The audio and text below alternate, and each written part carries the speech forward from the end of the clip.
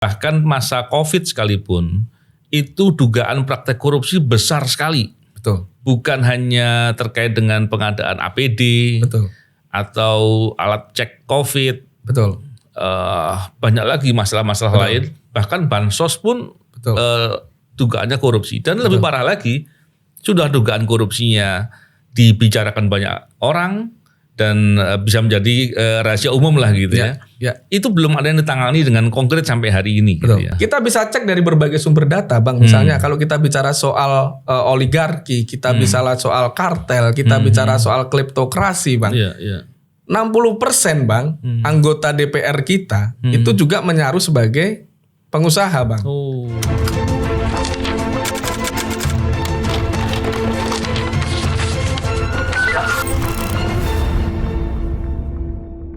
Bismillahirrahmanirrahim. Assalamualaikum warahmatullahi wabarakatuh. Salam integritas.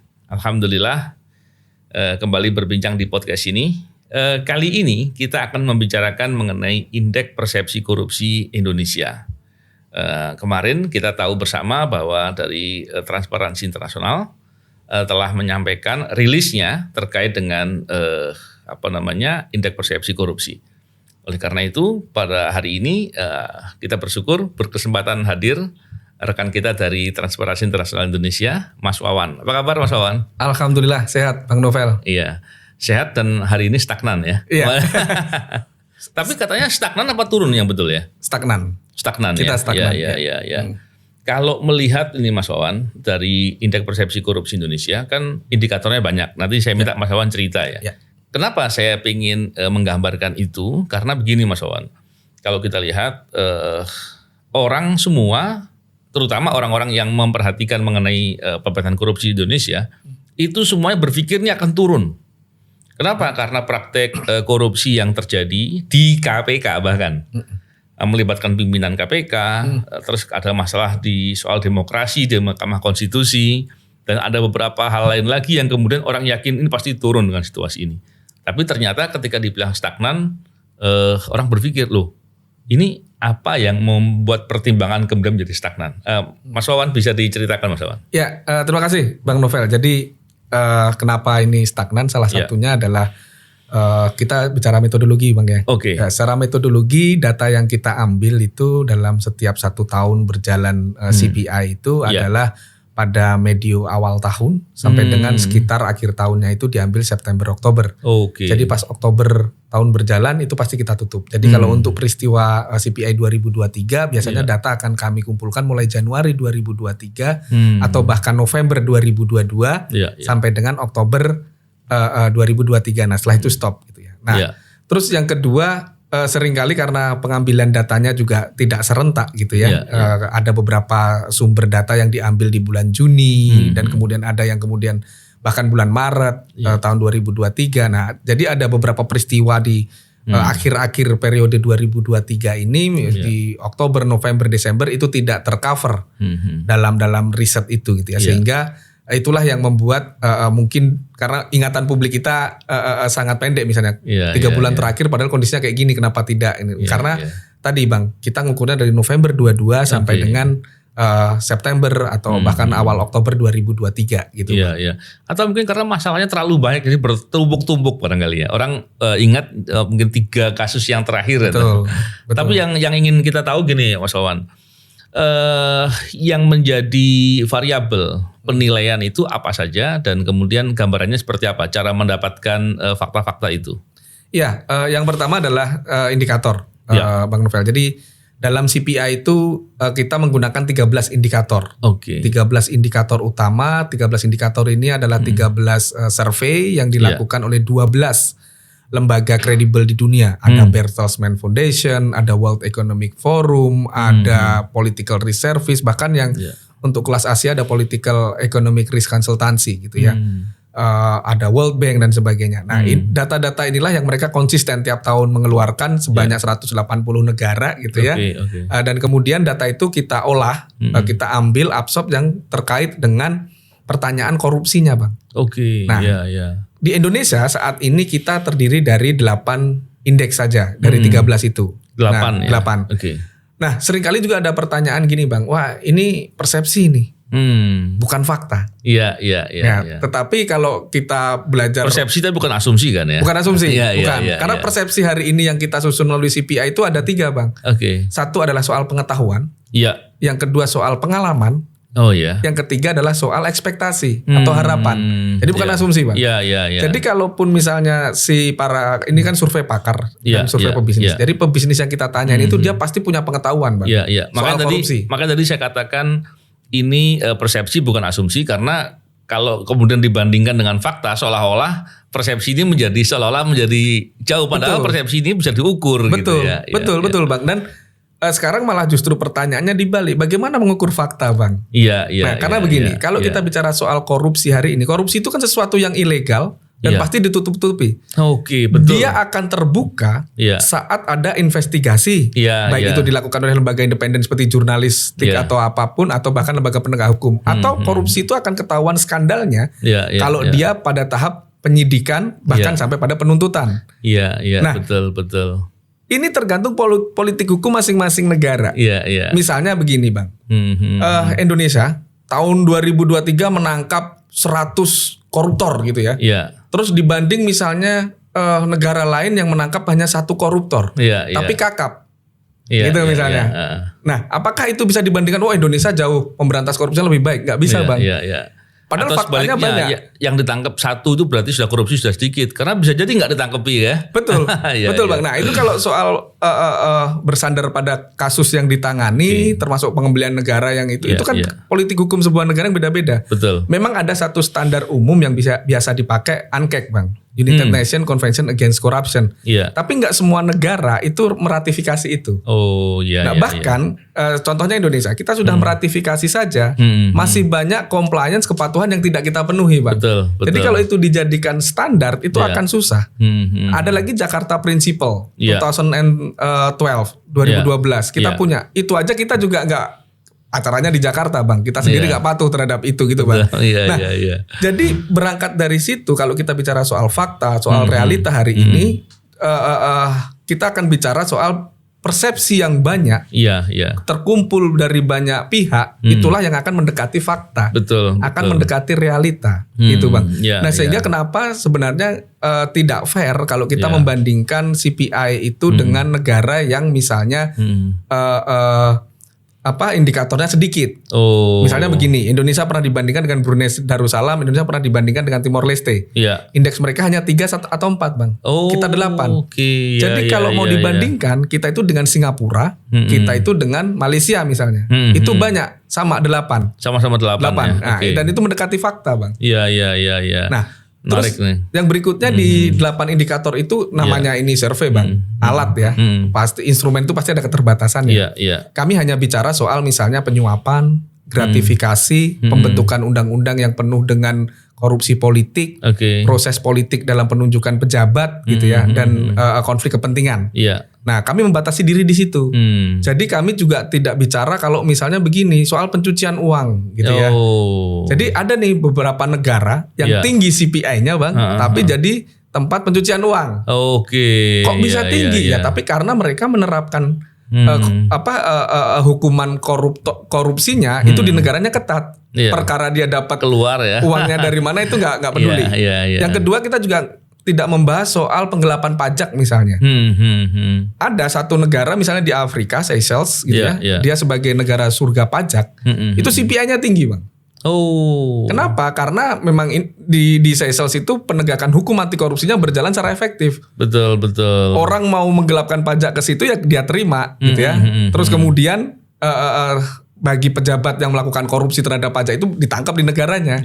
Jadi kami punya keterbatasan di situ, Bang, gitu ya. Atau kami juga tidak menilai soal bagaimana aliran uang haram gitu ya, atau illicit financial flow. Kita nggak lari ke situ, Bang. Betul. Jadi kita fokus di penyuapan, fokus di gratifikasi, fokus di konflik kepentingan, korupsi politik, penunjukan pejabat yang erat kaitannya dengan misalnya trading influence dan sebagainya. Nepotisme, gitu, nepotisme, betul. Ya, menarik sekali itu. Memang tadi yang disampaikan tadi sebetulnya sudah menggambarkan dengan jelas bahwa persepsi tadi adalah gambaran fakta gitu kan. Karena kalau fakta sendiri kan menggalinya kan nggak mudah, sulit sekali karena tertutup. Penegak hukum pun perlu investigasi mendalam untuk mendapatkan fakta-fakta itu. Jadi menarik sekali. Dan Kalau melihat dari indeks persepsi korupsi Indonesia yang dari tahun 2022 ke 2023 ini sama-sama 34. Tapi kalau kita lihat rankingnya turun 5 kalau nggak salah ya. Ya. Dari 110 menjadi 115. Apa yang menyebabkan itu? Apakah negara-negara lain sudah mulai menjadi lebih baik atau gimana ceritanya? Ya. Kalau ditarik fakta globalnya, Bang, sebenarnya justru secara global kita itu rata-ratanya stagnan, Bang. Sudah 8 tahun. Oh. Rata-rata global kita itu hanya di angka 43, Bang. Jadi rata-rata global 43. 43. Indonesia di bawah rata-rata global dong. Di bawah rata-rata global. Bahkan di bawah rata-rata Asia Pasifik yang 45, Bang. Oh gitu ya. Betul. Ya, Nah, jadi kalau kembali lagi tadi bahwa apakah banyak negara juga yang mengalami stagnasi dan penurunan, Bang. Iya. Contohnya yang kemarin kami launching itu juga Singapura, Bang. Singapura juga stagnan di angka 83. Oh, 83. Ya, stagnan tapi bagus. Stagnannya tapi 83 ya. Kita stagnannya 34. Betul. Iya. Bahkan Denmark turun, Bang, gitu ya, jadi 90 gitu ya. Yang tadinya 92. Ya. Nah, artinya sebenarnya ini tren-tren global kita terjadi banyak sekali perubahan. Nah, itulah kenapa kami di rilis kami baik secara global maupun yang kami rilis di Indonesia, kami mengalamatkan pada kepemimpinan nasional bahwa tahun 2023 itu sebenarnya tahun yang tanpa perkembangan pemberantasan korupsi yang baik gitu. Karena apa? Karena sebenarnya problemnya sudah bukan lagi perkara korupsi besar atau korupsi kecil, petty corruption bukan, tapi korupsi politik, Bang. Yang ini yang sangat sulit sekali untuk tersentuh gitu ya. Karena kalau kita bicara kepemimpinan nasional, panglima pemberantasan korupsinya itu dia tidak paham apa itu korupsi politik, ya dia akan menabrak segala aturan dan itu dianggap bahwa yang penting saya nggak mencuri uang negara. Iya. Padahal kalau dilihat dari praktek korupsi yang berdampak paling berat adalah korupsi bidang kebijakan. Betul. Dan adanya banyak konflik of interest gitu ya dalam pemerintahan ini yang justru malah lebih berbahaya daripada korupsi-korupsi biasa ya. Betul sekali, Bang. Terus motretnya gimana kalau kita mau ingin motret tadi konflik of interest atau terkait dengan kebijakan-kebijakan yang korup? Karena kan bisa jadi responden ini tidak semuanya bisa paham dengan fakta-fakta itu. Ya.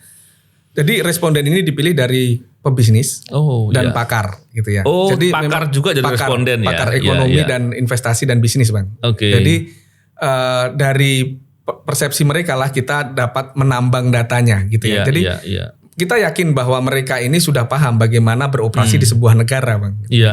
Ketika mereka punya pengetahuan, mereka akan melihat bagaimana Indonesia economic outlook misalnya. Nah, makanya tidak heran ketika sekitar tahun 2017, 18 dan terakhir 19 ketika Presiden Jokowi mengeluarkan paket ekonomi kebijakan yang memudahkan karpet merah, indeks kita bisa naik gitu ya, Bang ya. Undang-undang Ciptaker ya. Sebelum Bang, sebelum Ciptaker kita udah mulai paket kebijakan ekonomi itu, Bang. Itu sudah naik. Apalagi kalau Ciptaker itu debatable, Bang. Antara dia itu mendatangkan investor atau mencari investor secara favoritism gitu. Nah itu nanti ada pembahasan sendiri yang lebih detail. Misalnya begini, Bang. Orientasi Indonesia untuk mendatangkan investor itu seperti apa? Kalau kita mau selaras sejalan dengan mendatangkan investor yang banyak, investasi kita bagus, pertumbuhan ekonomi bagus dan korupsinya juga indeksnya tinggi gitu ya, atau pemberantasan korupsinya jalan terus, Bang. Artinya kita mencari sumber-sumber ekonomi yang dia juga para pengusahanya punya safeguard untuk anti korupsi. Idealnya. Tapi faktanya nggak begitu. Dengan munculnya Omnibus Law, orientasinya yang penting pertumbuhan ekonomi naik, investasi tinggi, tapi mendatangkan para pelaku usaha yang datang dengan tingkat safeguard anti korupsi, standar integritas yang rendah. Ekonomi jalan, Bang. Tapi dampaknya banyak juga. Betul dampak sekali. Lingkungan. Betul sekali. Belum lagi mereka nggak peduli dengan suap penyuap ya. Betul sekali. Makanya kenapa kita kalau bicara soal ESG, Bang ya. Ini agak out of topic, Bang. Bicara soal ESG, environmental, social and governance, kita selalu lemah itu, Bang, di situ. Ya karena tadi investor yang datang tidak dinilai nih apakah dia punya standar lingkungan yang baik. Dia punya business and human rights factor enggak? Bisnis dan hak asasi manusia dia punya enggak? Jangan-jangan dia untuk memperoleh tanahnya dengan cara klaim dan sebagainya gitu ya. Korupsi politik lagi, Bang, di situ kan.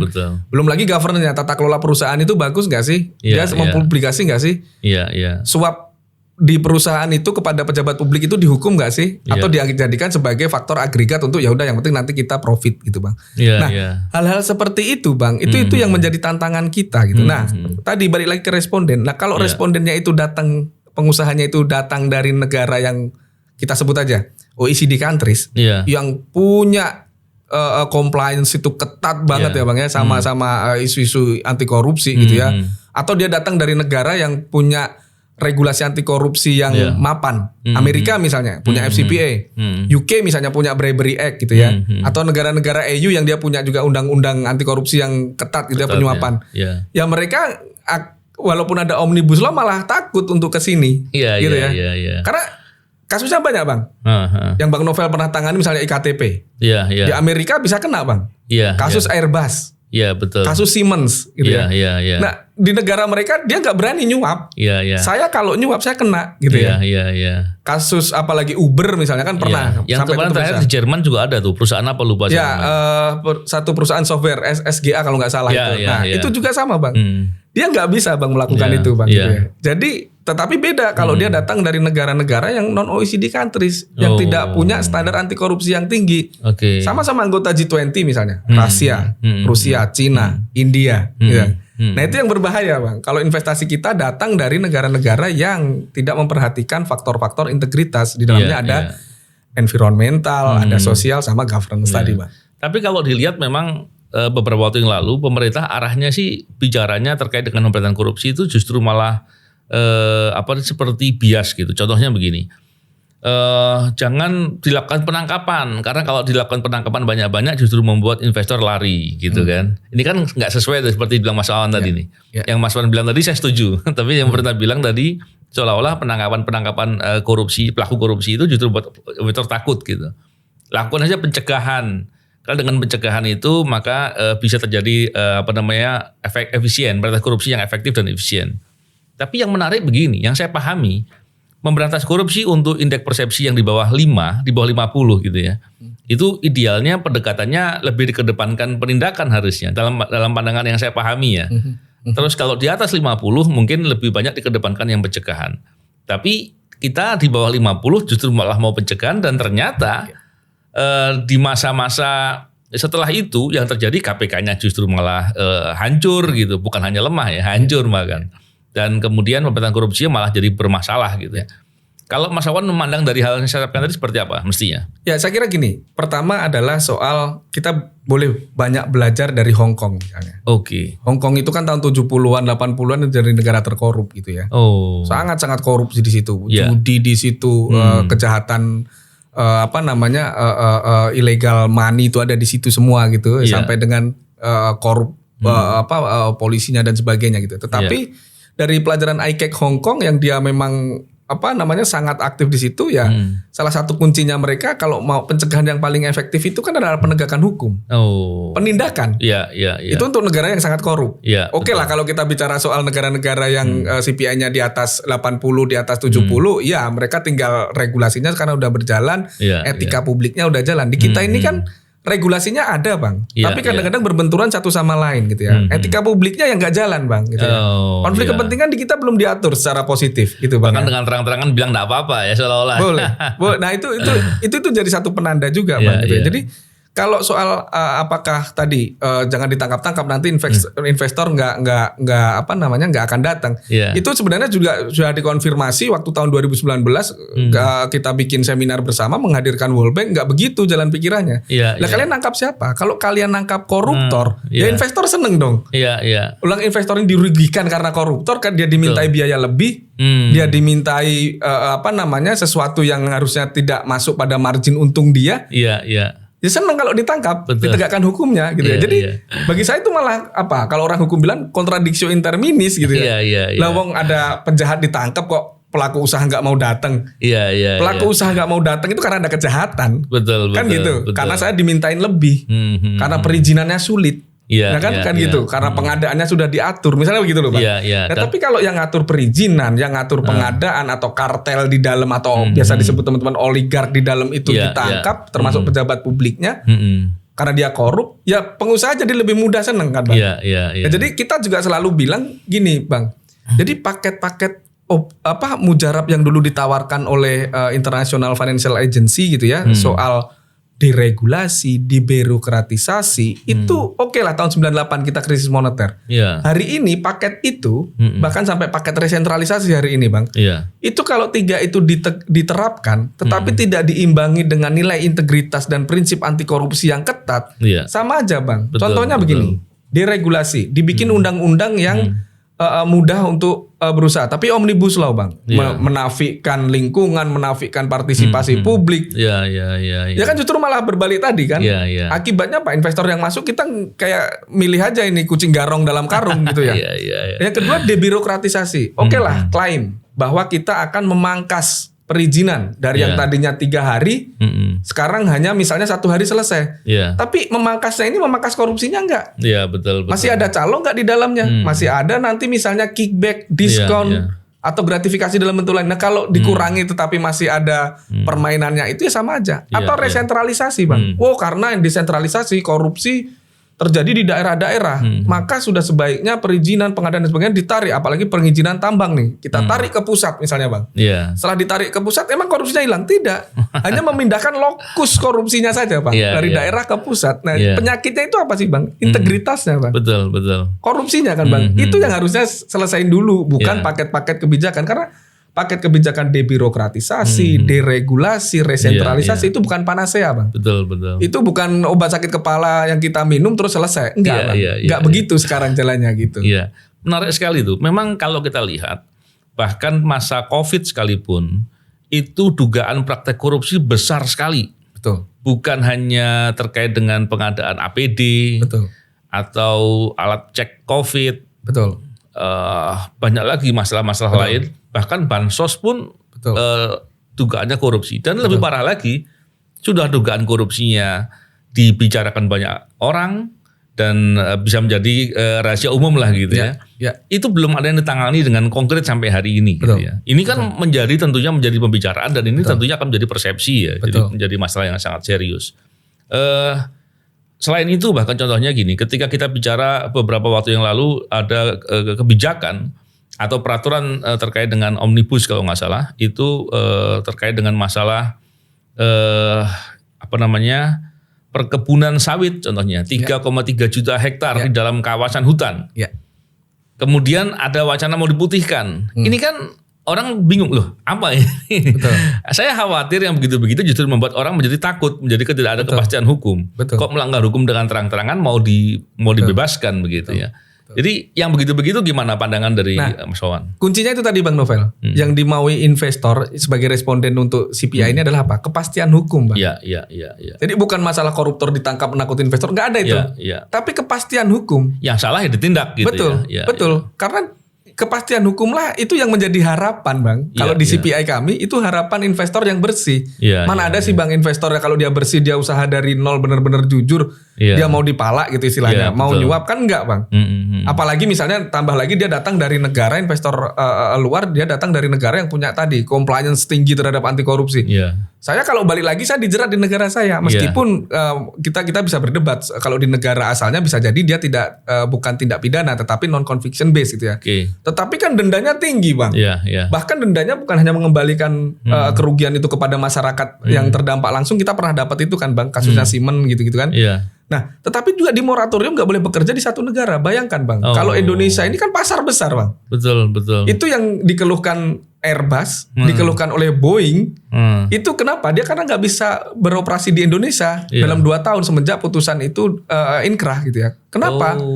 Dia nggak bisa nyetor lagi mesin-mesinnya, dia nggak bisa menjual ke Indonesia. Nggak hanya Indonesia Bang, tapi Cina. India itu juga pasar mereka besar ini Bang. Mesin pesawat kalau mau dijual di negara ini. Nah, jadi yang justru harusnya senang gitu ya. Kalau ada koruptor yang ditangkap.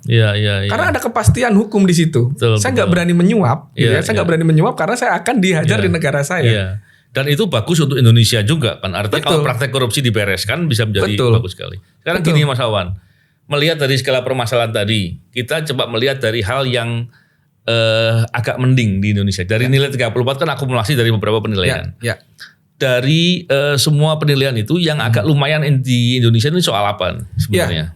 Sebenarnya yang paling lumayan itu kalau kita bicara soal ekonomi, Bang. Gitu ekonomi. Ya meskipun tadi debirokratisasi, tapi ternyata juga ada beberapa pelaku usaha yang menikmati kalau izinnya dikurangi gitu ya. Perkara masih ada calo dan sebagainya, dia bisa bernegosiasi dengan itu. Artinya bahwa oke lah, saya nggak akan bayar calo tapi tetap 1 hari gitu ya. Oke, nah itu nggak apa-apa gitu ya.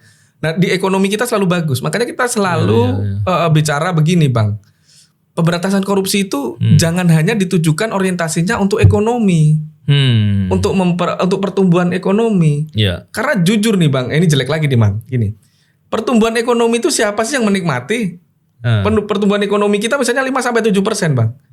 Tapi indeks Gini kita itu juga lebar, Bang. Oke, hanya dinikmati oleh segelintir pelaku usaha aja barangkali. Nah, bahkan yang paling saya ini mengutip Bang Faisal Basri kemarin bilang bahwa ada pengusaha Indonesia yang dengan arogannya bilang bahwa Indonesia itu sudah dikuasai oleh 30%. Dan dia sudah mendukung satu pasangan calon misalnya, dan dia akan memenangkan itu. Jadi saya kira ini nggak bisa, Bang, gitu loh. Jadi kalau orientasi pemberantasan korupsi kita harus dikembalikan kepada apa? Kepada penanaman budaya integritas. Karena ini investasi masa depan, bukan investasi ekonomi. Kalau investasi ekonomi tadi sawit, lahan sawit yang bisa di tengah hutan. Ini kan udah perizinannya kita tahu pasti bermasalah. Atau kasusnya Gubernur Aceh yang mengizinkan membangun PLTA di tengah hutan lindung, Bang. Kasusnya Rita Widyasari misalnya, Ratu Batubara dengan segala konsesinya bisa masuk hutan lindung atau hutan adat, Bang. Itulah maksud saya bahwa pentingnya di sini hari ini bahwa pembangunan ekonomi kita hari ini, pertumbuhan ekonomi juga harus diarahkan pada budaya anti korupsi. Nggak bisa hanya mengejar keuntungan, tetapi patut dihargai bahwa Indonesia ini, Bang, kalau dari sisi positifnya kita masih menarik dari sisi apa ekonominya, Bang. Sehingga gak heran kalau sebenarnya kita memperbaiki ekonomi itu satu momentum untuk memperbaiki budaya anti korupsi, Bang.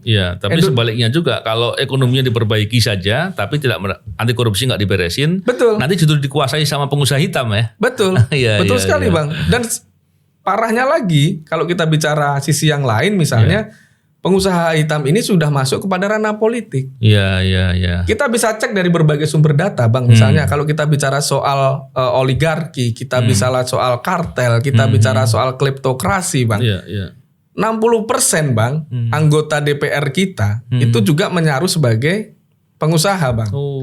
Gimana nggak konflik kepentingan di situ? Gitu yang ya, sampingannya pengusaha atau DPR-nya nih? Nah, kayaknya DPR-nya, Bang. Kacau itu loh, ya.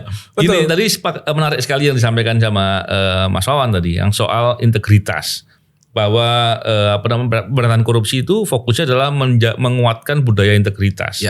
Bahkan kalau kita lihat gini, Mas Wawan lihat kalau di KUHP itu ada bab 8. Bab 8 itu judulnya, temanya adalah kejahatan terhadap penguasa umum. Salah satu pasalnya itu pasal tentang suap. Walaupun ada pasal soal melawan petugas, melawan perintah petugas dan segala macam, ada pasal-pasalnya itu. Suap itu diposisikan sebagai perbuatan kejahatan terhadap penguasa umum. Artinya penguasa umum yang disuap itu adalah korban kejahatan. Ini udah pas betul kan sebetulnya pasal itu. Betul. Cuman kan sekarang pertanyaannya, kalau korban kejahatan orang biasanya kan melapor. Nah ini sangat-sangat jarang ada aparatur itu disuap melapor, itu sangat-sangat jarang. Jadi ini yang menarik sebetulnya. Karena tidak paham bahwa integritasnya itu dijaga oleh negara.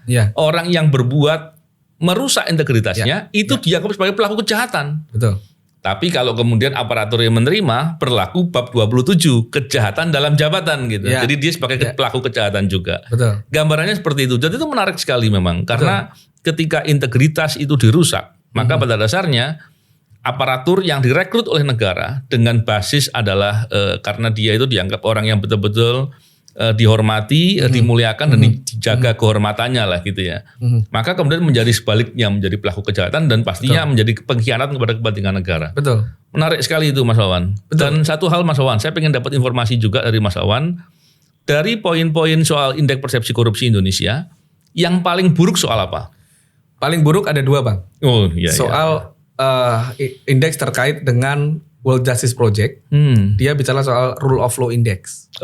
Rule of Law Index itu bicara soal ada tidaknya korupsi yang melibatkan legislatif, yudikatif, eksekutif, militer dan kepolisian. Yang pertama. Yang kedua, varieties of democracy. Yang pertama tadi nilainya berapa itu? Sekarang 24 Bang. 24 bahkan ya. Dan itu relatif cenderung stagnan dalam 5 tahun terakhir Bang gitu ya. Dan WJP itu, World Justice Project Rule of Law Index itu selalu menjadi indeks yang paling bawah kalau di CPI kita Bang. Selalu itu Bang. Yang kedua, varieties of democracy. Varieties democracy itu mengukur seberapa parah korupsi politik yang terjadi di eksekutif, legislatif, dan yudikatif. Melalui apa? Penunjukan pejabat. Melalui pembentukan regulasi. Kenapa dua ini selalu rendah? Terkonfirmasi berarti Bang, bahwa penegakan hukum di Indonesia lah yang menjadi penyebab CPI kita selalu rendah. Tadi kan yang positif ekonominya nih Bang, bagus nih, mau ditata. Tapi angka jujur berapa Bang, itu sekitar berapa ekonomi tadi? 47-an. 47-an. Jadi 47 sama 39.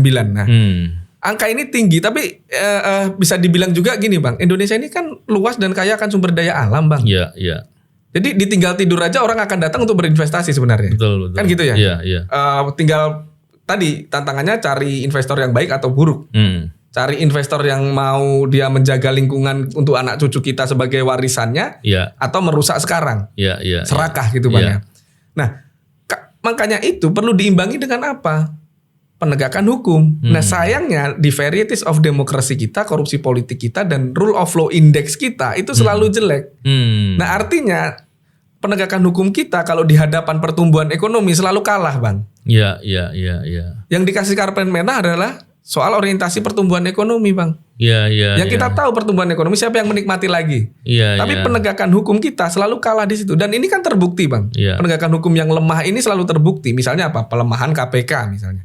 Ini menjadi satu bukti bahwa, atau perubahan undang-undang MK gitu ya. Dan beberapa hakim agung bahkan Bang ya, yang tertangkap, dan ini yang nggak bisa diterima oleh nalar publik secara global gitu ya. Seorang hakim, beberapa lagi ya, beberapa, dan hakim agung lagi Bang, gitu. Ini nggak bisa diterima oleh nalar publik di global. Seorang hakim, oke lah kalau pengacara, akuntan, atau apa enablers yang lain gitu ya, dia boleh lah gitu ya. Hakim Bang, hakim agung ya, hakim agung yang harusnya udah selesai dengan integritas, harusnya udah selesai dengan kepatuhan dia terhadap hukum. Bisa ditangkap. Ini kan udah anak sekarang bilangnya di luar nurul gitu loh Bang. Nah, ini ya penegakan hukum inilah yang membuat CPI kita semakin berat. Jadi kami selalu bilang ke pemerintah, oke lah kalau kalian mau fokus ke perbaikan investasi, ekonomi dan sebagainya, tapi jangan ditinggalkan. Karena kalau pemerintah ini masih menggunakan CPI sebagai benchmark, sebagai data yang nantinya harus menjadi capaian bersama pemberantasan korupsi, ekonominya bisa naik tinggi gitu ya. Tapi kalau penegakan hukumnya turun, CPI kita selalu di bawah-bawah terus gitu loh Bang. Betul. Karena kan ini agregat Bang ya. Kalau secara metodologi penjelasannya masing-masing punya bobot 1 ya dibagi 8. Nah kalau ini di bawah terus, ini mau naik terus ya tetap aja kita nggak berubah kan rata-ratanya. Ekonomi jadi ekonomi berbiaya tinggi, ekonomi yang merusak lingkungan, tidak peduli asasi manusia. Dan akhirnya imbasnya negara nggak dapat apa-apa dari ada kegiatan usaha ekonomi tadi. Lagi-lagi oligarki yang diuntungkan Bang. Menarik sekali itu. Saya teringat tadi yang terkait dengan hakim tadi. Suatu hari saya pernah di KPK dengan beberapa kawan struktural di KPK. Kemudian datang ke beberapa negara di Eropa. Waktu itu mereka ada yang protes tuh Mas Awan. Kenapa KPK lakukan penyadapan tanpa izin hakim, tanpa izin pengadilan? Saya bilang itu undang-undang yang lama ya. Saya katakan di tempat kalian bagaimana? Saya tanya. Oh kami harus ada izin dari hakim. Oke. Saya tanya lagi sama mereka. Dalam 1 tahun terakhir ada berapa hakim yang tertangkap menerima suap? Saya tanya begitu. Wow, kata dia. Hakim, nggak mungkin hakim menerima suap kata dia. Saya bilang waktu itu seingat saya ada 5 tuh. Di kami ada 5 dan saya yakin itu hanya baru sebagian yang tertangkap. Langsung dia bilang, oh kalau begitu jangan pakai izin hakim kata dia. Ini gambaran lah. Memang masalah penegakan hukum kita problem sekali ya. Dan semoga itu nanti menjadi concern dari perbaikan ya Mas Wawan ya. Kalau saya tanya yang terakhir nih Mas Wawan. Kalau ada pilihan mana yang lebih prioritas diperbaiki, praktek korupsi di penegakan hukum atau di sektor politik, mana yang lebih didahulukan?